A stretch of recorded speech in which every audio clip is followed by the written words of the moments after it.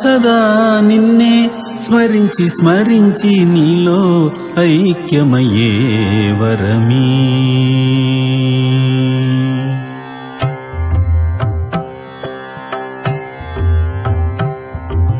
సదా సదా నిన్నే స్మరించి స్మరించి నీలో ఐక్యమయ్యే వరమీ.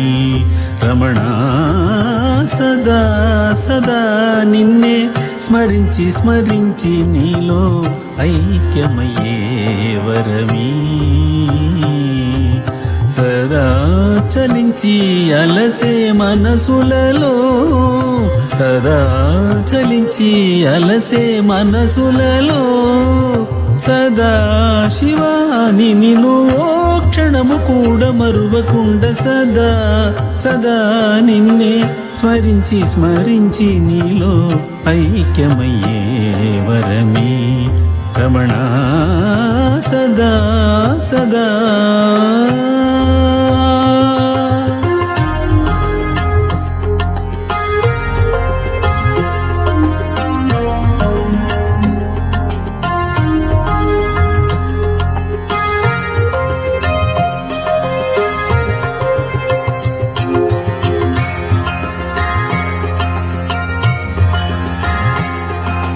కామ క్రోధ మదమాత్సర్యము నన్ను విడి పోవుటకు, సమగాన సమవాక్యము నా నోట పలుకుటకు.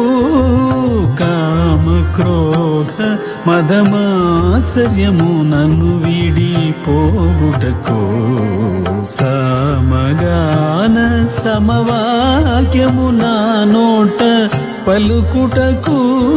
నీ శ్రీపద కమలం నా శిరసున నిలుపగ, గురు కృప దొరుకగ దేవుడు దయగన సదా సదా నిన్నే స్మరించి స్మరించి నీలో ఐక్యమయ్యే వరమీ. రమణ సదా సదా.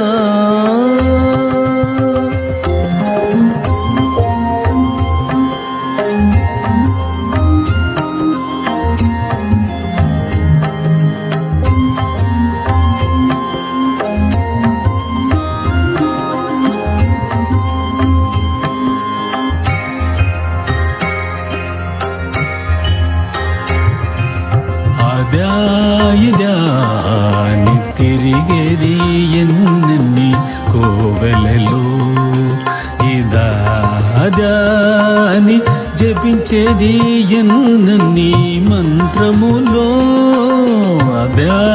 ఇదాని తిరిగేది ఎన్ని కోవెలలో, ఇదాని జపించేది ఎన్ని మంత్రములో.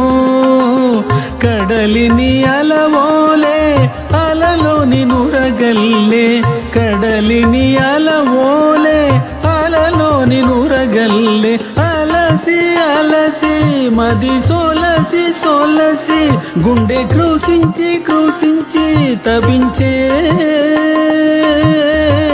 అలలకు ఆవల వెలిగే దీపమా, నీదరినే చేరు కాంతిని ప్రసరించ. సదా సదా నిన్నే స్మరించి స్మరించి నీలో ఐక్యమయ్యే వరమీ. రమణ సదా సదా నిన్నే స్మరించి స్మరించి నీలో ఐక్యమయ్యే వరమీ. సదా చలించి అలసే మనసులలో, సదా చలించి అలసే మనసులలో సదా శివాని నిన్ను ఓ క్షణము కూడా మరువకుండా సదా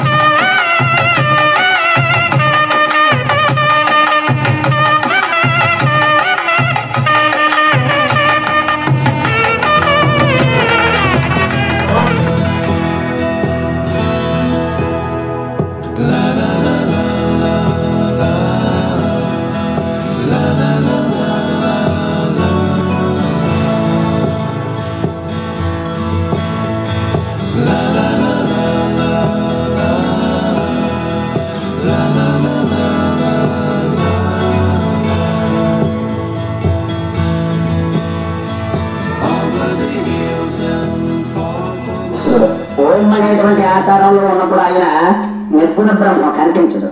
నమశివాయ అనుకున్నప్పుడు కనిపిస్తాడు సగుణ బ్రహ్మ. ఒక రూపం అంటూ మనకు వచ్చింది. అదే ఫోటోలో చూస్తే పార్వతీ పరమేశ్వరులు, ఓంకారం చూస్తే లింగాకారం. ఈ రెండింటికి భేదం లేదు. అంటే ఫోటోలో వచ్చిన దానికంటే శివుడికి ఇలా అభిషేకం చేసిన ఎక్కువ ఫలితం ఉంటుంది.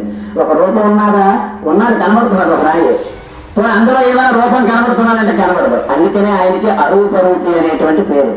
అది ఓంకారం. ఓంకారం తర్వాత వచ్చినటువంటి నమశివాయలో ఓంకారం తర్వాత వచ్చిన అక్షరాలు ఏంటి చెప్పండి? తర్వాత మా, రెండు కలిపితే నమః. ఓం నమశివాయలో ఓం అనేది పక్కకు పెడితే నమశివాయ, అందులో నమః రెండు అక్షరాలు, అవి తీసుకోండి. మనం ఏది కూడా కేశవాయ నమః, నారాయణాయ నమః, మాధవాయ నమః, ఆఖరిలో నమః పెడుతుంటాం. నమః అంటే అర్థం ఏంటంటే నా అంటే నాది, మహ అంటే కాదు. ఇప్పుడు రెండు కలపండి. నాది కాదు, నాది కాదు, నాది నమః అంటే నాది కాదు. అందుకనే కేశవాయ నమః అని చెప్పి నీరు తాగుతాం, ఆచమనం చేస్తాం. అంటే స్వామి నీరు తాగట్లేదు, ఎవరు తాగుతున్నారో తెలుసా? నేను ఏది తాగినా ఏది తిన్నా నాకు తెలియకుండా లోపల ఏదైతే అరిగిస్తున్నాడో అతనికి నమస్కారం అని చెప్పి నీరు తాగుతున్నాను. అంటే నీరు తాగినట్టు కాదు. అందుకనే శుభ్రమైన నీరు తాగాలి ఆచమనం చేసేటప్పుడు. అందుకనే కలస పాత్ర దానికి వేరేగా ఒక ఆచమన పాత్ర అనేసి వేరేగా పెట్టుకుంటాం. ఏ నీళ్ళు పడితే ఆ నీళ్ళు తాగం. ఎందుకు తాగుతున్నది నేను కాదు, నా లోపల ఒకడు ఉన్నాడు. వాడు ఉదాహరణ ఇంకా మీకు బాగా అర్థమైనట్టు చెప్పాలంటే, ఏ శరీరం అయితే లోపల ఒకడు ఉన్నాడో వాడు ఉంటే ఈ శరీరం 60 కేజీలటువంటి బరువైనటువంటి శరీరం ఎవరైతే లోపల ఉన్నారో వాడు ఉన్నాడు కాబట్టి లేస్తుంది.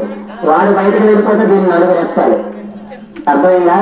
అంటే ఎవరు లోపల ఉంటే ఈ శరీరం తనంతట తాను లేస్తున్నాడో, ఎవరు బయటకు వెళ్ళిపోతే ఈ శరీరాన్ని నలుగురు ఎత్తాలో అతనికి నమస్కారం అని చెప్పి చెప్పడమే నమః. నమః అంటే ఏది కూడా నాది కాదు. తల్లి గర్భం నుంచి ధనము తేడెప్పుడు వెళ్ళిపోయిన నాడు వెంటరాడు.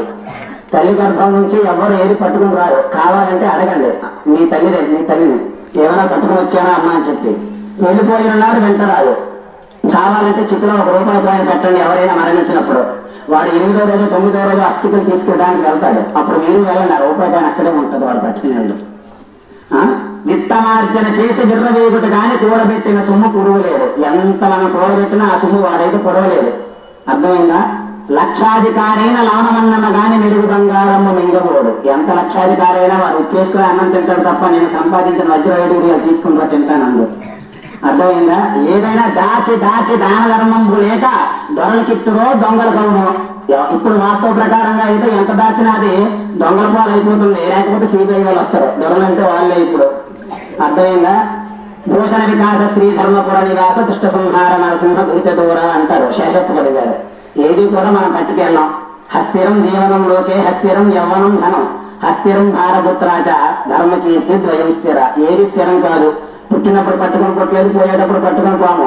మధ్యలో వస్తారు ఎవరో యవనం. ఆ యవనం కూడా ఫస్ట్ ఏదో స్థిరం అనుకుంటాం, కానీ కొన్నాళ్ళు పోతే మన ముఖం మనమే అర్థంగా చూసుకోలేము. అది కూడా స్థిరం కాదు. తర్వాత భారపుత్రాచ భార్య కూడా వస్తుంది, మనకు తెలియకుండానే వస్తుంది.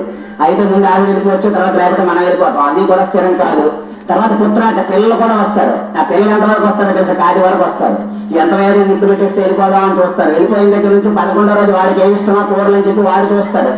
వీళ్ళు తినడానికి వాడు తినడానికి కాదు, వాడు వెళ్ళిపోయిన వాడు ఎలాగో వెళ్ళిపోయాడు. అర్థమైంది? అంటే వాళ్ళు కూడా స్థిరం కాదు. మరి ఏది స్థిరం అని చెప్పారు? వ్యాసంలో చెప్పారు దేవి భాగవతం. ఏమి స్థిరం? ధర్మ కీర్తి ద్వయం స్థిర. మనం ఏ ధర్మం చేసుకున్నాం అదే వస్తుంది మన వెనకాతల. కీర్తి ఏది వస్తుంది అదే వస్తుంది. ఎవరు రారు మన వెనకాతల. ఆ రెండే వస్తాయి. దాని అంతటినీ కూడా మనం ఎంత వేగంగా అయితే ఏ కార్యక్రమాలు సత్కార్యక్రమాలు చేసుకున్నారో ఆ మూట పట్టుకుని మనం వెళ్ళిపోవడం మంచిది. అంతే తప్ప ఎవరు ఇంకా సమయం ఉన్నది కదండి ఇంకా ముందు పట్టుకుంటాం అంటే శాస్త్రం చెప్తున్న ప్రకారంగా రాత్రి పడుకుంటే ఉదయం లేచేటప్పటికి ప్రపంచ వ్యాప్తంగా ఈ బ్రహ్మాండంలో 26 లక్షల మంది చనిపోతున్నారు. అందులో నేను ఈ రోజు నాకు ఇంకో రోజు గడుగుచ్చో స్వామి అని చెప్పి ముందుగా భూమికి నమస్కారం చేసి వేస్తున్నాం. మనకి ఏమవ్వలేదు, మన కుటుంబానికి ఏమవ్వలేదు, అలాగే మన చుట్టాలకు కూడా ఏమవ్వలేదు. ఈ 26 లక్షల మందిలో మేము లేనందుకు సంతోషం అని చెప్పి నమస్కారం చేసుకుని వేస్తున్నాం. ఇదంతా కూడా సృష్టించి చేసి మొత్తాన్ని స్థితి చేసిన వాడు పరమశివుడు. అందుకనే నమః అంటే ఏది కూడా నాది కాదు స్వామి అని చెప్పడానికి నమః. తర్వాత వచ్చినటువంటి 3 అక్షరాలు శివాయ.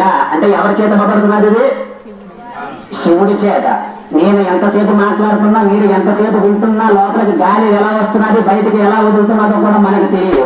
ఇది చేసిన వాడు ఒకడున్నారు, ఆయనే శివుడు. అందుకనే శివురాజ్యమైందే శివమైనా పుట్టదు. ఓం నమ శివాయ అంటే అర్థం ఏంటి? ఏదే అది కాదు, అంతా నేనే, అంతా శివమయం. అందుకనే పంచాక్షరి మంత్రం ఒక ఉపదేశం పట్టలేదు. మొట్టమొదట మనం ఎప్పుడైతే పలకపుల్ల పట్టుకున్నామో, ఏ గురువు అయితే ఉన్నారో ఆ గురువే మనకి ఉపదేశం ఇస్తారు. ఏమని రాస్తారు? పలక మీద ముందు ఓం నమః శివాయ సిద్ధం నమః. ఈ నువ్వు పట్టుకో, నీకు అర్థం అవసరం లేదు. రమణ మహర్షి గారు చెప్పింది ఒక్క మాట చెప్తున్నాను. ఆయన చెప్పింది, ఆయన మన ఆంధ్ర నుంచి ఒక భక్తుడు వెళ్ళాడు ఆయన దగ్గరికి. వెళ్ళి నాకు ఇంట్లో చాలా బాధగా ఉన్నది ఆయన, చాలా ఇబ్బందిగా ఉన్నది, నాకు ఏదైనా చిన్న ఉపాయం చెప్పండి అని చెప్తే ఆయన జపం చేసుకుంటూ ఊరికే ఉండవయ్యా అన్నారు. మీకు అందరికీ తెలుసుంటా, చాలా మందికి ఊరికే ఉండవయ్యా అన్నారు. ఆయన అయితే ఏదో జపం చేసుకుంటున్నారేమో, ప్రస్తుతానికి నన్ను ఊరికే ఉండమన్నారేమో అని చెప్పి కొంతసేపు చూశాడు. ఆయన ధ్యానంలోకి వెళ్ళిపోతే 2-3 గంటలు మళ్ళీ. ఉదాహరణకి ముందైతే ఇంకా చాలా ఎక్కువసేపు చేసేవాడు. తర్వాత ఆయన గురించి మనకు తెలియడానికి అన్నిటికీ కూడా కారణం సూర్య నాగమ్మ గారు. మీరు అతను ఫోటో పెట్టారు, ఆయన ఫోటో పక్కన సూర్య నాగమ్మ గారి ఫోటో కూడా ఉన్నది. ఆవిడ లేకపోతే ఆయన గురించి ఎవరు చెప్పేవారు లేరు. ఈ రోజు ఆవిడ వల్లే మనకి ఇవన్నీ కూడా తెలిసాయి. అందుకని ఈసారికి వచ్చేసారికి ఆవిడ ఫోటో కూడా పెట్టుకోండి, చాలా మంచిది. ఆవిడ వల్ల ఇవన్నీ కూడా వచ్చాయి. ఎలాగైతే శంకర భగవత్పాదు వల్ల మిగతా పద్మచార్య గారు, తోటకాచార్యులు గారు, 9 శిష్యుల వల్ల ఎలాగైతే తెలిసిందో, అలాగే ఆయన గురించి తెలియడానికి కారణం కూడా సూర్య నాగమ్మ గారి వల్లే మనకు తెలిసింది. అందుకని పరంపర ఆవిడ ఫోటో కూడా మనం పెట్టుకోవాలి. అలాగే ఆయన చెప్పారు ఊరికే ఉండవయ్యా అని.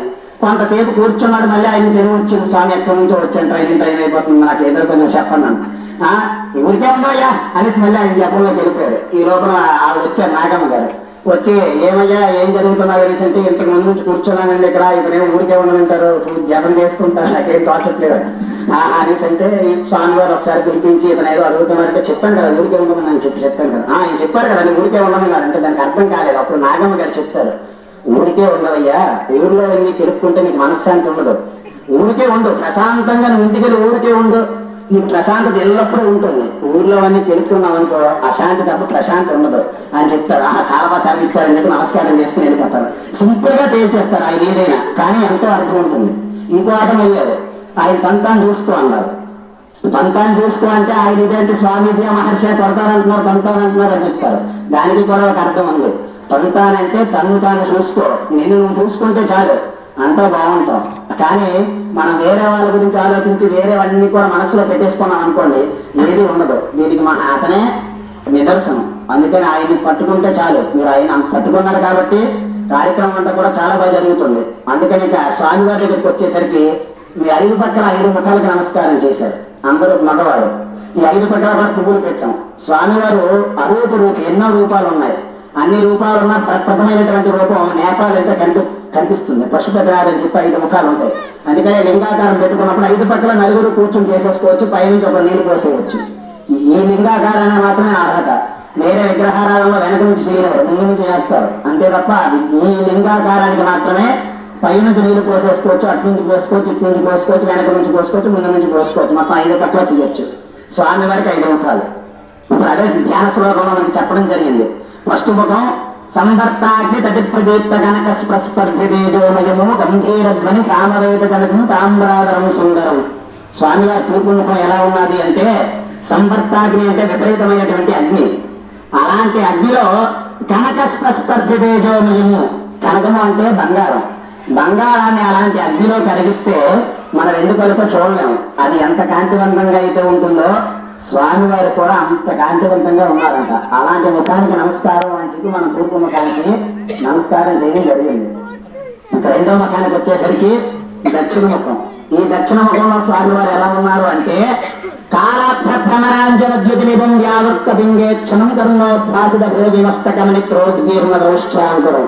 స్వామివారి దక్షిణ ముఖంలో ఎలా ఉన్నారు అంటే కాళాగ్ని అంటే సంవర్తాగ్ని కంట రెట్టింపు అగ్ని కాళాగ్ని. అంటే దీనికంట వేడిగా ఉంటుందంటే ఎంత వేడిగా ఉంటుందో చూడండి. అలాంటి అగ్నిలో సంవర్తాగ్ని ప్రదీప్త కాళభ్రమరాంజన ద్యుతినిభం వ్యావృత్త బింగేక్షణం కరుణోద్భాసిత భోగిమస్తకమని క్రోద్గీర్ణ దౌష్ట్రాంకురం. స్వామివారు అలాంటి ముఖంతో మెల్ల సర్పం వేసుకుని, కపాలం పట్టుకుని, శూలం పట్టుకుని, ఇలా యథార్థి చర్మం కట్టుకుని, అలాగే ఏనుగు చర్మం చుట్టుకుని ఇలా స్వామివారు ఉన్నారంట. ఇలాంటి శ్మశానంలో ఉంటారు స్వామివారి. ఇంకో విషయం ఏంటంటే ఇలాగా దక్షిణ ముఖంలో ఉన్నారు. ఇవన్నీ కూడా స్వామివారికి చిహ్నాలు. ఒక్కొక్కటి ఎందుకు వేసుకున్నారో అంతా కూడా అవి తత్వం తెలుసుకుంటే తెలుస్తుంది. స్వామివారు మెడలో సర్పం ఉంటుంది, ఎందుకో తెలుసా? సర్పానికి సంస్కృతంలో కాలం అని ఇంకో పేరు. ఈ కాలం పాము రూపంలో కాటేస్తుంది. ఎవడు తాలూకా రూపం వచ్చినప్పుడు వాడిని కాటేస్తుంది, పట్టుకుంటుంది. అందుకని ఈ కాలానికి అతీతుడు అతను, అందుకనే కాలాతీతుడు ఆయన. ఈ కాలానికి అతీతుడు. అతను ఎప్పటి నుంచి ఉన్నారో తెలియదు. ఇది గౌరీ కళ్యాణంలో శివ కళ్యాణంలో బాగా చెప్తారు, శివపురాణంలో. అందుకని అతను కాలానికి అతీతుడు కాబట్టి తాము ఎలా వేసుకుంటున్నాయని చెప్పడానికి శూలం పట్టుకుంటాడు. దేనికో తెలుసా? 3 కొమ్ములు ఉంటాయి శూలానికి. భూత భవిష్యత్ వర్తమానం కావాలి, జరుగుతుంది, జరగబోయేది, జరిగిపోయినది 3 కూడా నా అధీనంలో ఉన్నాయని చెప్పడానికి శూలం పట్టుకుంటాడు. అలాగే కపాలమాలలో ధరిస్తాడు. బ్రహ్మమస్తకావలి భద్రతే నమ శివాయ అంటూ ఉంటారు కదా. ఈ బ్రహ్మమస్తకావలి అంటే ఆ కపాలం మామూలు కపాలాలు కాదు, సృష్టి అంతటినీ కూడా చేద్దామని చెప్పి ముందు బ్రహ్మదేవుని సృజిస్తారు. సృజించి నాయన వేదాలు ఇచ్చి సృష్టి చేయవయ్యా అని చెప్తారు. కొన్నాళ్ళకి అలాగే ఎన్నో కాలాలు అయిపోయిన తర్వాత బ్రహ్మదేవుడు కూడా ఆయుష్ పడిపోతుంది. అయ్యో ఫస్ట్ ఇతను సృష్టించాను, ఇతని చేత మొత్తం అంతా కూడా సృష్టి చేయమని చెప్పాను. అందరిలాగా ఇతని కపాలం కూడా ఆ రుద్రభూమి అంటే శ్మశానంలో పడిపోతే ఎలాగా అని చెప్పి ఆ కపాలాన్ని ఒక చిన్న తడపకు చుట్టుకుని మెల్లో వేసుకున్నాడు. అలాగే ఇప్పటికి అతను ఆ మెల్లో ఆ కపాలం నలుగు పెద్దదయ్యింది. అంటే 8 గ్రాములు వచ్చేపోయారు, కానీ ఆయన అలాగే ఉన్నాడు. అందుకని ఆయనకి మృత్యుంజయుడు. మృత్యు అందరికీ కూడా భయం, కానీ మృత్యువుకే భయం. మృత్యు అంటే అతను పరమశివుడు. మృత్యాన్ని జయించిన వాడు మృత్యుంజయుడు కాబట్టి నన్ను కపాలమాలు అదే సాక్ష్యం మనకి. మనం ఏదైనా పరమశివుడు శుభ్రంగా ఉన్నాడు అనేసి అంటే ఎలా చూడాలంటే ఆయన కపాలమాలను చూడాలి. ఆ కపాలమాలను చూడగానే ఆహా ఇది 8 బ్రహ్మలు వెళ్ళిపోయారు, కానీ వేరుగా ఉన్నాడు. 16 సంవత్సరాలే, మళ్ళీ కూడా అమ్మవారికి అయ్యవారికి కూడా 16 సంవత్సరాలే యవ్వనంగా ఉంటాడు. కానీ ఎంతమంది బ్రహ్మలు వెళ్ళిపోయారో కానీ అలాగే ఉన్నాడు. అందుకు మృత్యుంజయుడు. అది నెక్స్ట్ ఏనుగు తోలు కట్టుకుంటాడు. దేనికంటే ఏనుగు తోలు అది గజము. గజాసురుని చంపినప్పుడు ఆ తోలు పట్టుకుంటాడు. గజము అంటారు. గజాన్ని కొంచెం విడదీస్తే గజము జగత్. జాయతే గచ్చితే ఇది జగత్ అంటే వచ్చి వెళ్ళిపోయిన మాయ. అంటే నిన్నలో కలిసిపోయింది, మొన్నలో కలిసిపోయింది, తిరిగి రాదు. ఈ మాయకి మనం వశం అయిపోతాం. కానీ ఈ మాయను నియమించేవాడు ఒకడు ఉన్నాడు, అతను పరమశివుడు. అందుకనే ఈ మాయని తోలు తీసి పట్టుకోగలని చెప్పడానికి ఏనుగు తోలు పట్టుకుంటాడు. ఉత్తినే కాదు, ఆయన చేస్తుందని భస్మం రాసుకుంటాడు. బూడిద ఎందుకు రాసుకుంటాడు అంటే ఒక తెల్ల గుడ్డ, ఒక ఎర్రగొడ్డ, ఒక పసుపు గుడ్డ 2 కాల్చండి, వచ్చేది కింద బూడిదే. ఈ బూడిదని కాల్చండి, వచ్చేది బూడిదే. అంటే శాశ్వతం ఏంటి? బూడిద. అదే అందుకు రాసుకుంటాడు. నేను శాశ్వతం కాబట్టి బూడిద రాసుకుంటాడు. అందరూ కూడా విభూతి పెట్టుకోవచ్చు, మగవారు ఆడవారు కూడా. ఇప్పట్లో కొన్ని మూఢనమ్మకాల వల్ల మారిపోతున్నాయి తప్ప అందరూ భస్మం పెట్టుకోవాలి. కావాలంటే మీరు ఇప్పటికీ కూడా మీరు అరుణాచలం వెళ్తున్నారు కదా, అక్కడ క్షేత్రాలు అన్నింటిలోనే కూడా చూడండి, విభూతే ప్రసాదం ఇస్తారు. ఆడవాళ్ళందరూ కూడా విభూతి పెట్టుకుంటారు, మగవాళ్ళందరూ పెట్టుకుంటారా లేదా? నిజమేనా అబద్ధం అని చెప్పింది? నిజమే. అంటే విభూతి శాశ్వతం, అది ఎప్పుడూ కూడా పెట్టుకుంటే దానివల్ల మన జ్ఞానం కలుగుతుంది, వైరాగ్యం అనేది వేగంగా వస్తుంది. ఏది శాశ్వతం కాదు. పుట్టినప్పుడు ఏమి పట్టుకొని పుట్టలేదు, పోయేటప్పుడు ఏమి పోనని చెప్పడానికి విభూతి శాశ్వతం. అందుకని రాయిని రాసుకుంటాడు, మనకి కూడా ప్రసాదం కింద దాన్ని ఇస్తారు. అందుకని విభూతి అనేటువంటిది అందుకు. శ్మశానంలో ఉంటాడు ఆయన. శ్మశానంలో ఎందుకుంటారో తెలుసా? అందరూ కూడా స్వామివారి శ్మశానంలో ఉంటారండి. ఆయనకి పూజలు ఎందుకు? ఆ వివాహం చేసినప్పుడు గౌరీ పూజ చేస్తారు. ఆయన శ్మశానంలో ఉంటాడు, ఆయన పక్కన ఆవిడ ఉంటుంది. ఆవిడకి ఎందుకంటే గౌరీ పూజ అంటారు. శ్మశానంలో స్వామివారు ఎందుకుంటారో తెలుసా? శ్మశానం అనేది ఏంటి? శ్మశానం అనేది అది అపవిత్రం కాదు, పవిత్రం, మంగళం. అది కాకపోతే ఒక్క విషయం చెప్పండి, ఇది మంచి భూమి, ఇది శ్మశానం అని 2 అంటున్నాం కదా. చనిపోయిన తర్వాత శ్మశానానికి తీసుకెళ్ళామా? శ్మశానానికి వెళ్ళిన తర్వాత చనిపోయాడా? మరి ఇది అపవిత్రమా? అదే అపవిత్రమా? ఇదే అపవిత్రం. అవునా కాదా? అంటే శ్మశానం ఎక్కడుంది? ఈ బ్రహ్మాండం అంతా శ్మశానమే. అవునా కాదా? ఇదంతా శ్మశానమే. దీనికి అధిపతి పరమశివుడు. అందుకనే శ్మశానంలో ఉంటుంది. ఇదంతా కూడా అయిందే కాబట్టి. అవునా కాదా? అందుకు ఇక్కడ ఉంటాడు. ఆయనకి లేనిది తెలియంది అంటూ ఏమి ఉండదు. ఇంకా అక్కడ ఎందుకు ఉంటాడంటే మహాభారతంలోనే మనకు ఒక చోట పార్వతీదేవి అడిగి చెప్తారు, స్వామి మీరు శ్మశానంలో ఎందుకుంటున్నారండి అని చెప్పడానికే. కలియుగంలోని ఆవిడకి తెలియదు కాదు, కలియుగంలో చాలా మంది ఇలా విమర్శిస్తారని ముందుగా ఆవిడకి తెలుసు కాబట్టి ఆయన నోటి చేత చెప్పించాడు. నేను శ్మశానంలో ఎందుకుంటానంటే భూతప్రేత పిశాచాల ప్రబలగణాలన్నీ కూడా సూర్యుడు అస్తమించిన తర్వాత గ్రామాల వైపు వచ్చేస్తున్నాయి. అవి ఇళ్లలో చేరి అన్నింటినీ కూడా పవిత్రమైన పూజాస్థలాలన్నీ కూడా ధ్వంసం చేసేస్తున్నారు. ఇదంతా కూడా బ్రహ్మదేవుడు వచ్చి మొదలుపెట్టుకుంటాడు, మీరు అక్కడ ఉండాలి స్వామి, వాటికి అన్నిటికీ కూడా మీరు ఎప్పుడైతే నాట్యం చేస్తున్నారో అవి చూసి అక్కడ తరిస్తాయి అని చెప్పి అక్కడ ఉండమని చెప్తారు.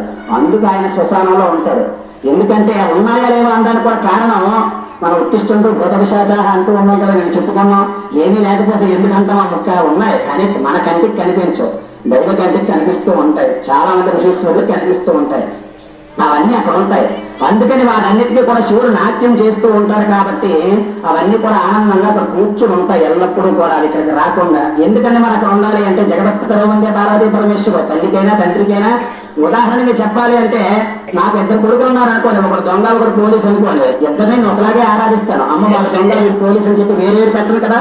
అలాగే స్వామివారికి రాక్షసులు అతనే తండ్రి, దేవతలకి అతనే తండ్రి, మానవులకి అతనే తండ్రి, అందరికీ ఆయనే తండ్రి. కాబట్టి అక్కడ కూడా వాళ్ళు ఆనందింపజేయాలి. వాళ్ళు ఎవరు ఉన్నారు, అందరూ దేవతల్ని మానవుల్ని అందరినీ చూసుకుంటే మరి శ్మశానం భూతాలు కవరు అధిపతి అంతా ఆయనే కదా, మరి పరమశివుడు నాన్న ఆయనే కదా అందరికీ కూడా. అందుకని అక్కడ కూడా నేనే ఉంటాను, అక్కడ వాళ్ళన్నింటినీ కూడా ఆనందం చేయిస్తానని చెప్పడానికి అక్కడ ఉంటాను. రెండో కారణం ఏంటంటే మానవుడు పుట్టిన దగ్గర నుంచి కూడా వ్యామోహంలో ఈ మాయలో పడిపోయి ఇదినాది అదినాది ఇదినాది అదినాది అని చెప్పి పిల్లల్ని భార్యల్ని కుటుంబాన్ని ఇక్కడికి వెళ్తారు అక్కడికి వెళ్తారు అన్నీ చేస్తాడు, అన్నీ చూస్తాడు. కానీ ఏ రోజైనా ఒకడు శ్మశానానికి వెళ్ళి కూర్చోమని చెప్పి రుద్రభూమికి వెళ్ళి కూర్చుంటాడా? కూర్చోడు. కానీ ఆఖరికి వెళ్ళే స్థితి అక్కడికే వెళ్తాడు. అప్పుడు అనుకుంటాడు, వెళ్ళిపోయిన తర్వాత శరీరం ఉండిపోతుంది, వీడి పక్కన ఉండి చూస్తూ ఉంటాడు, ఆత్మరూపంలో ఎవరికి కనబడ్డాడు. అందరూ కూడా చితి పెట్టేసి వెళ్ళిపోతారు సాయంకాలం అయిపోయిందని చెప్పి. శరీరం కాలిపోతూ ఉంటే కపాల మోక్షం జరిగిపోతూ ఉంటే కపాలాన్ని చూసి అనుకుంటారు, నాది నాది నాది నాది నాది నాది అని చెప్పి వీడిగాను నా భార్య అనుకున్నాను, నా పిల్లలు అనుకున్నాను, నాదనుకున్నాను, ఏది కూడా నాకు లేదని చెప్పి చనిపోయిన వాడు మళ్ళీ చనిపోవాలని చెప్పి ఏడుస్తూ ఉంటాడు అందులో ఊరిపోయి. కానీ అది కావడం ఆత్మ. అందుకనే మనిషికి మరణం లేదు. అందుకని నీ చేతి ఇందాక చెప్పించారు, దేహో దేవాలయ దేవో దేవస్థానాథ. ఇది దేహం ఒక దేవాలయం, లోపల ఉండేటువంటి పరమశివుడు ఎవడైతే ఉన్నాడో అతనే పరమశక్తి, అదే ఆత్మ. ఆత్మకి చావు లేదు, ఇది తెలుసుకున్న ఆయన. అందుకని ఆయనకి మనం పూజలు చేస్తున్నాం. ఆయనలో అందరూ అవ్వచ్చు, కానీ ఆ మాయని తొలగించుకోవాలి. ఉదాహరణకి ప్రతి ఒక్కరు భగవంతుడే అంటే ఎవరు నమ్మరు. ఇప్పుడు నువ్వే భగవంతుడివే, నువ్వు కూడా ఆయనలో మారచ్చు అని చెప్తే అర్థం కాదు. ఉదాహరణకి మీకు ఒక చిన్న విషయం చెప్తే మీకు బాగా అర్థమవుతుంది. ఎలా అంటే పాలున్నాయి, పాలల్లో నెయ్యి ఉందా? ఉన్నదా లేదా? చూపించండి, కనిపించండి. పరికరం చెయ్యాలి. ఎన్ని రోజులు? ఒక 2 రోజులు చెయ్యాలా లేదా? సాధన మీలోనే దేవుడు ఉన్నాడు, ఒప్పుకుంటున్నారా? ఒప్పుకోండి, సాధన చెయ్యాలి. అలా ఆయన సాధన చేస్తే ఆయన బయటకు కనబడతాడు. అర్థమైందా? ప్రతి ఒక్కరూ భగవంతుడే, వారి అజ్ఞానాన్ని వారికి తప్పిస్తుంది. పాలల్లో నీళ్ళు ఉండి ఎలా అయితే కనబడదో నీలోని కూడా భగవంతుడే ఉన్నాడు, కానీ కనిపించదు. అది తెలుసుకోవాలి. అందుకని తెలుసుకుంటే అన్ని కూడా ప్రతి ఒక్కరు మానవుడే భగవంతుడు, దానవుడు అని మనకి శాస్త్రం చెప్తున్నది. కానీ ఇది మనకి తెలియదు. అది తెలుసుకున్నవాడు ఎక్కడో ఒక్కడో. అది తెలుసుకోవాలంటే ముందు ఇలాంటి సాధన చేస్తూ ఉండాలి. ఎప్పటికో ఈ జన్మలో కాకపోతే వచ్చే జన్మలో జరుగుతుంది. ఎలా అంటే వచ్చే జన్మ ఏమండి, ఈ జన్మలో మనం మరణిస్తాం కదా, వచ్చే జన్మలో తెలుస్తుందా అంటే తెలుస్తుంది. ఎలాగో తెలుసా? మనం తిరుపతి వెళ్తున్నాం. తిరుపతి వెళ్తూ మధ్యలో ఒక బండి ఆగిపోయింది. ఆ బండి అక్కడ విజయవాడ దగ్గర ఆగిపోయింది. విజయవాడ ఆగిపోయిన తర్వాత ఆ బండి దానికి శుభ్రంగా ఏ ప్యాచ్ ఏదో వేసి మళ్ళీ మనం ఆగిపోయింది కదా, ఇంటికి వెనక్కి వచ్చేస్తామా, తిరుపతి వెళ్తామా? వెళ్తాం. అలాగే ఈ జన్మలో సాధన చేసి కొంతవరకు వెళ్ళిన తర్వాత అక్కడి నుంచే మళ్ళీ ముందుకు ఇంకో జన్మలో కూడా అక్కడి నుంచే ప్రయత్నిస్తాడు మళ్ళీ భగవంతుడు. కింద జన్మలో వీడికి దాకా సాధన చేశారు కాబట్టి మళ్ళీ అక్కడి నుంచే అని చెప్పి మళ్ళీ వెనక్కి వచ్చేది. మళ్ళీ అక్కడి నుంచే సాధన ప్రారంభం అవుతుంది. అలా ఎన్ని జన్మలు ఎత్తిన తర్వాత ఆయన ఆ సాధనకు పొందారు అంటే ఆ స్థితికి వెళ్ళారో, ఎన్ని జన్మలు ఎత్తితే వెళ్ళారో ఒకసారి ఆలోచించండి. మనం ఆ స్థితికి వెళ్ళడానికి ఈ రోజు నుంచి మనం కూడా ప్రారంభించాలి. ఆయన ఫోటో పెట్టుకున్నందుకు ఆయనలో అవ్వడానికి. అది కాకుండా చాలా మంది పిల్లలు ఉన్నారు, వాళ్ళకి ఏమీ తెలియదు, గుర్తు కూడా పెట్టుకోవట్లేదు. మీకు అన్నీ తెలుసు, వాళ్ళకి ఏమీ తెలియదు. అవునా కాదా? అందుకని వాళ్ళని కూడా ఈ రోజు ఈ స్థితి నుంచి ఈ స్థితికి వాళ్ళని కూడా తయారు చేయాలి. మీలో అందరికీ కూడా చిన్న కల్మషం ఉన్నది, ఏమంటే బాధపడతారేమో. మీరు బాగుంటే చాలు, మా పిల్లలు ఎలా పోయినా పర్వాలేదు అనుకుంటారు. ఎందుకంటే వాళ్ళకి కూడా తెలియాలి, మీ స్థితి వీరికి కూడా రావాలి. వాళ్ళు చెప్పండి, ఎందుకు చెప్పట్లేదు? చెప్పాలి. వాళ్ళు నెక్స్ట్ మరి వాళ్ళ జనరేషన్ చెప్పుకోవాలంటే ఎలాగా? మన స్థితి, మన యొక్క సాంప్రదాయం ఎలాగే నశించుకుంటున్నది. పూర్వకాలంలో తెలిసిన వాళ్ళకి ఇప్పుడు వీళ్ళకి తెలియదు, మీకు తెలిసింది వీళ్ళకి తెలియదు, వీళ్ళకి తెలిసింది వాళ్ళకి తెలియదు. మీరు చెప్పుకోవాలి ఇవన్నీ కూడా. అందుకని శివుడు శ్మశానంలో ఎందుకుంటాడంటే ఇవన్నీ కూడా ముందు అనుభవిస్తాడు. కానీ అక్కడికి వెళ్ళిన తర్వాత ఎవరు ఉండరు. అప్పుడు పరమశివుడు భుజం మీద చేసి, నాయన అందరూ లేనప్పుడు నన్ను వద్దనుకున్నావు, నీ వాళ్ళు చెప్పి వాళ్ళతోటి అందరితోటి సహాయం చేశావు. కానీ ఇప్పుడు ఎవరు లేనప్పుడు నేనే గతి, అర్థమైందా? అందుకు నేను ఇక్కడ ఉంటాను అని చెప్పడానికి స్వామి వారి శ్మశానంలో ఉంటారు. అందరూ ఉన్నప్పుడు ఉండడం గొప్ప కాదండి. ఎవరు లేనప్పుడు ఆయన ముందు భుజం మీద చేసి, వచ్చే జన్మలో నేను నీకు శరీరాన్ని ఇస్తాను, శుభ్రంగా బతుకు, నన్ను నమ్ముకో అని చెప్పడానికి శ్మశానంలో ఉంటారు తప్ప ఆయనకి ఇల్లు లేక చేత కాక కాదు. ఆయన బంగారు కొండ ఉన్నది, అలాంటి కొండ. ఇది స్వామి వారి దక్షిణముఖం.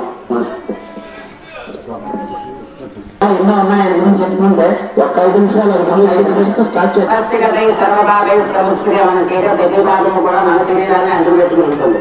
అందరూ కూడా చిత్రగుప్తుడు అంటారు. చిత్రగుప్తుడు కాదు అసలు, మీరు అసలు చిత్తగుప్తుడు. మన చిత్రంలోనే ఉంటాడు. ఎక్కడో ఉంటే ఆయన రాస్తాడు, మనం చేసిన తప్పు ఇక్కడే ఉంటాడు. చిత్తగుప్తుడు చిత్తంలోనే ఉంటాడు. మరి ఎక్కడ రాస్తాడు? తెల్లగా ఉండేటప్పుడు ఎముకడు. ఆ ఎముక మీద గంటాన్ని పెట్టుకుని రాసేస్తుంటాడు, మనం ఈ పాపం చేసామని చెప్పి. అందుకనే హస్తితులు అంటే ఎముకలు. సర్వమాపై ప్రముచ్యతే. స్వపు అంటే చర్మము, లోపల ఉండేటువంటి ఎముకలు హస్తిలు. వగస్తి గత ఈ పాపాలు, మన చిత్రంలో చేసిన పాపాలన్నీ కూడా చిత్రగుప్తుడు ఏ పాపాలు అయితే రాశాడో ఆ పాపాలు ప్రముచ్యతే. ఎక్కడైనా చేసిన పాపాలు పోవాలి, స్వామి పరిశీలన చేస్తున్నారు కదా అని చెప్పి వేడుకోవడం సర్వమాపై ప్రముచ్యతే. సర్వభూతేషు అపరాజిత్వ. ఎన్ని భూతాలు ఉన్నాయో అన్ని భూతాల వల్ల ఏ పదాలు రాకూడదు. అంటే సాక్షి వాటి గురించి చెప్పుకోవడం కదా ప్రమాదం కాదు. ఎందుకంటే ఆయన నమ్ముకున్నాం కాబట్టి. వాటికంటే ప్రమాదకరమైన భూతాలు ఉన్నాయి, అవి మనలోనే ఉన్నాయి. ఏంటి? కామ, క్రోధ, లోభ, మోహ, మత, మాత్సర్యాలు అనేటువంటి అరిషట్వర్గాలు. ఈ అరిషట్వర్గాలు చాలా ప్రమాదకరమైనవి, మనలోనే ఉంటాయి, మనకు దొరకవు. కానీ వాటిలో మనం తిరుగుతూ ఉంటాం. ఈ మన్మధులు లాంటివి పూలబాణమే ఉంటుంది ఆ చేతిలో, వేసినంటే కాదు మోహమే. అందుకని వాటి వల్ల కూడా ఏమైనా రాకూడదు. వాటిని పట్టుకోవాలంటే నేను పట్టుకోవాలి. వాటిని నియంత్రించగలిగే శక్తి మనకి ఇస్తారు. మనంతా మనం నియంత్రించలేము, ఆయన ఇచ్చేటువంటి అనుగ్రహం వల్ల నియంత్రించడం. అందుకని సర్వభూతానికి మన ఏర్పదా రాకూడదు. దత్త బ్రహ్మరాక్షత యక్షయముడు సాగ్ని సర్పిష్మాపద సర్పాల వల్ల కూడా ఏర్పదా రాకూడదు. ఆయన పట్టుకున్నాం కాబట్టి ఎలాగా రాదు, ఎందుకంటే ఆయన మీద ఉంటాయి. వాటి వల్ల కూడా ఏర్పదా రాకూడదు. తస్కరాలు, దొంగతనాల వల్ల కూడా ఏర్పదా రాకూడదు. ఉపద్రవాలు, విఘాతాలు, భూకంపాలు, సునామీ వల్ల కూడా ఏర్పదా రాకూడదు. మమ్మల్ని కాపాడు, మా కుటుంబాన్ని కాపాడు, సరే స్థితిలో ఉంటూ అందరినీ కూడా శుభ్రంగా ఉంటూ స్వామి అని చెప్పడానికి చెప్పుకుంటాం. ఇంకా ఆఖరికి ఒక విషయం వచ్చేసరికి క్రిస్టియన్ స్టార్ట్ ఆపేసి ఉపన్యాసాన్ని మూసిద్దాం. స్వామి ఎదురుగుండా నందీశ్వరుడు ఉంటాడు. ఎక్కడికి వెళ్ళినా కావాలంటే చూడండి, నందీశ్వరుడే ఉంటాడు. ఎక్కడ ఉంటాడు? స్వామి వారికి ఎదురుగుండానే ఉంటాడు. అభిషేకం చేసుకొచ్చిన తర్వాత ఒక పక్కన ఆలయంలో కూర్చొని మీరు అరిటి కూడా చూస్తున్నారు అనుకోండి, నాకు పెడతారా అని చెప్పి ఇటుపక్క చూస్తారా? చూడరా? చెప్పండి, చూడరా? అటుపక్క చిన్నపిల్లలు ఎంతో కొబ్బరికాయ కొట్టుకుంటున్నారు అనుకోండి, తింటున్నారా? నాకు పెడతారా అని చెప్పి అటుపక్క చూస్తారా? చూడరా? చూస్తారా? ఎప్పుడైనా మీరు చూసేది అలా చూడదు లేదా? అంటే ఎవరి వైపు చూస్తున్నాడు? ఈశ్వరుడు వైపు. అర్థమైందా? ఎవరి వైపు చూస్తున్నాడు? ఈశ్వరుడు వైపు. ఎవరు చూస్తున్నారు? నంది అంటే అర్థం చేసే సంస్కృతంలో ఆనందము. నంది అంటే సంస్కృతంలో అర్థం ఆనందం. ఎవరిని చూస్తే ఆనందంగా ఉన్నారు? ఎప్పుడు అవన్నీ చూస్తూ ఉంటారా? అప్పుడప్పుడు చూస్తూ ఉంటారా? అలాగే మనము కూడా ఎప్పుడు శివుడిని పట్టుకుంటే ఆనందంగా ఉంటాం. కానీ మనం ప్రపంచాన్ని చూస్తున్నాం, పరమాత్మ ఎదురు పెట్టుకున్నాం. అప్పుడప్పుడు వెనక్కి తిరిగి చూస్తూ ఉన్నారు అని చెప్పి మరి ప్రపంచంలో వెళ్ళిపోతాం. ఈ భువనేశ్వరుడు బాగుంది, నాకు కథకు బాగుంది, ఇవే చూస్తాం. అంతేటప్పుడు పరమేశ్వరుడు చూడం. నందిలాగా మనము కూడా అక్కడ అరిటిపడి పెడితే నాకు చూపిస్తున్నారా, నాకు ఇస్తారని చెప్పి చూడదు. ఇటువంటి చిన్నపిల్లలు రవ చేస్తే అరిటిపడి పెట్టుకుంటే నాకు ఇస్తారని చూడదు. ఎల్లప్పుడూ పరమశివుడినే పట్టుకున్నాడు. అందుకనే మనము కూడా నందిలాగా పరమశివుడిని ఎప్పుడు పట్టుకుంటే ఆయనకి ఆనందం ఎలా అయితే ఉందో మనకి ఆనందం అలాగే ఉంటుంది. లేదంటే మనకు అప్పుడప్పుడు చూడటం, మనకి ప్రపంచం మీద ఎక్కువ మహమ్మాటం ఇంటూ మీరు ఎలాంటి చూస్తే అలాగే అయితే ప్రపంచాన్ని చూసారనుకోండి, పరమాత్మ ఎక్కడు. ఎల్లప్పుడూ కూడా పరమాత్మను పట్టుకోవాలి. అంటే మరి మీరు ఏదో కార్యక్రమాలు తెలుసుకుంటూ ఉంటాం కదండి, ఎప్పుడు అభిషేకం చేయాలంటే అలాగే మనసులో ఈరోజు పని చేస్తున్నామంటే స్వామి ఆ పనికి వెళ్తున్నాం, నువ్వు కూడా నాతో విషయం తీసుకెళ్ళిపోవడమే. అమ్మాయిలా మా మనసు ఎక్కడ వెళ్ళిపోతే అక్కడ తీసుకెళ్ళిపోవాలి. అందుకని ఆంజనేయ స్వామి రామాయణంలో ఆఖరిలో కోరిక అడుగుతారు రాముడు వారిని. స్వామి నీకేమనం కావాలో కోరుకో అని చెప్పి రాముడు వాడు ఆంజనేయుని అడుగుతాడు. అడిగితే ఆంజనేయ స్వామి అంటారు, ఎత్ర ఎత్ర మనోయాతి తత్ర తత్ర పాదమంగు అంటారు. అంటే నా మనస్సు ఎక్కడికి వెళ్ళిపోతుందో అక్కడ నీ పాదాలు కనబడితే చాలు నాకు ఈ ఒక్క వరం చెప్పి కోరుకుంటారు. మన మనస్సు చంచలమైనది. అదే మన మనస్సు కంటే కోతి మనస్సు ఇంకా చంచలమైనది. మరి ఆంజనేయ స్వామి మనస్సు ఎంత చంచలమైంది, కోతి కదా ఆయన. ఇంకా మనకంటే మన మనస్సును పోల్చాలంటే చిన్న కోతి పిల్లతో పోల్చుతారు. కోతి పిల్లలా ఎక్కడ పడితే అక్కడ చేరిపోతుందని. మరి కోతి మనస్సు ఇంకా దారుణంగా ఉంటుంది. అందుకని అలాంటి మనస్సుకి ఏం కోరుకున్నారంటే ఎత్ర ఎత్ర మనోయాతి, నా మనస్సు ఎక్కడికి వెళ్ళిపోతుందో అక్కడ నీ పాదాలు కనబడాలి చెప్తారు. ఇప్పుడు మనమైనా సరే మన మనస్సు ఎక్కడికో వెళ్ళిపోయింది, అక్కడ పరమశివుడికి అభిషేకం చేస్తున్నట్టే కనిపించింది. ఎక్కడ ఇంకో దగ్గరికి వెళ్ళింది, అక్కడ అభిషేకం చేస్తున్నట్టే కనిపించింది. అతను ఏమవుతున్నప్పుడు మనస్సుకి ఎక్కడ చూసినా ఇదే కనబడుతున్నది, మనం ఉన్న చోట ఇదే ఉంటుంది కదా, అక్కడే ఉండడం ఎంత అనిపిస్తుంది. అప్పుడు ఎక్కడ తిరిగితే ఇక్కడికే వస్తుంది, ఇక్కడికి వస్తే ఎదురుగానే అభిషేకం కనబడుతుంది. అందుకని ఎక్కడికి వెళ్ళా స్వామి వారి మనకు కనిపిస్తే మన మనస్సు ఇక్కడే ఉంటుంది, ఎక్కడికి వెళ్ళక్కర్లేదు. అవును, ఇంకా ఎలా ఉన్నాయి చాలా చెప్పుకోవాల్సిన సమయం ఉంటుంది. వాసుదేవ అందరూ కూడా ఓం నమః శివాయ అంటే అర్థం తెలుసు కదా.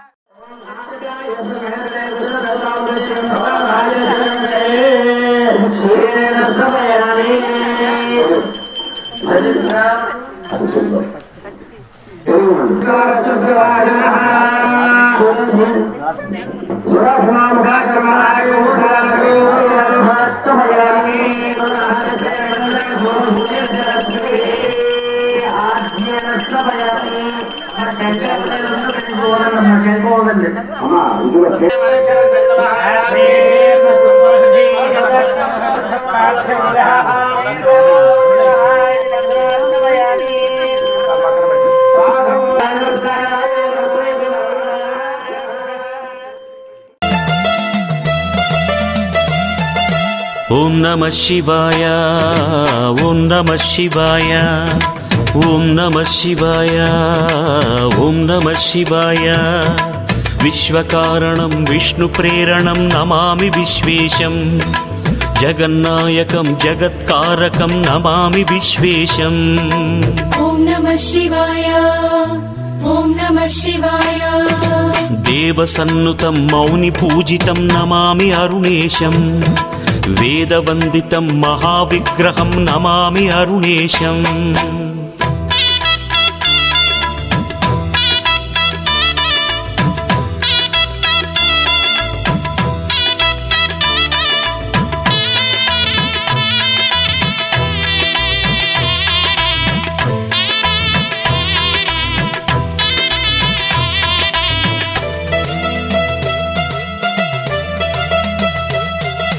పన్నగేశ్వరం ప్రమథనాయకం నమామి అరుణేశం, ప్రణవగోచరం ప్రళయకారకం నమామి అరుణేశం. సకలం పావనం భవతారకం త్రిపురాంతకం అంతకం, శుభగుణదాయకం సురపోషకం తం నమామి అరుణేశం.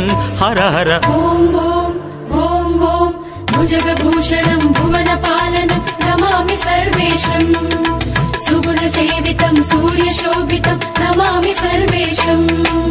ఓం నమః శివాయ, ఓం నమః శివాయ, ఓం నమః శివాయ, ఓం నమః శివాయ. నాట్యశోభితం త్రిభువన ప్రియం నమామి విశ్వేశం, భస్మభూషణం భూతిదాయకం నమామి విశ్వేశం. ఓం నమః శివాయ, ఓం నమః శివాయ. శూలధారిణం విషధరం శివం నమామి విశ్వేశం, త్రైసంభవం త్రిలోకేశ్వరం నమామి విశ్వేశం.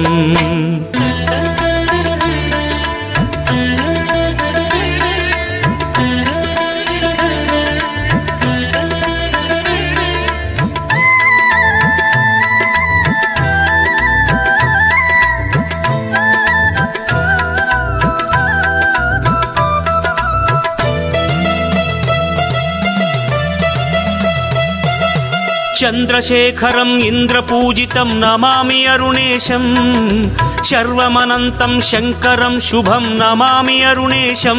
నతజనపోషణం నటభూషణం మహనీయమమర పూజ్యం, భవభయనాశకం మదనాంతకం తం నమామి అరుణేశం. హర హర ఓం ఓం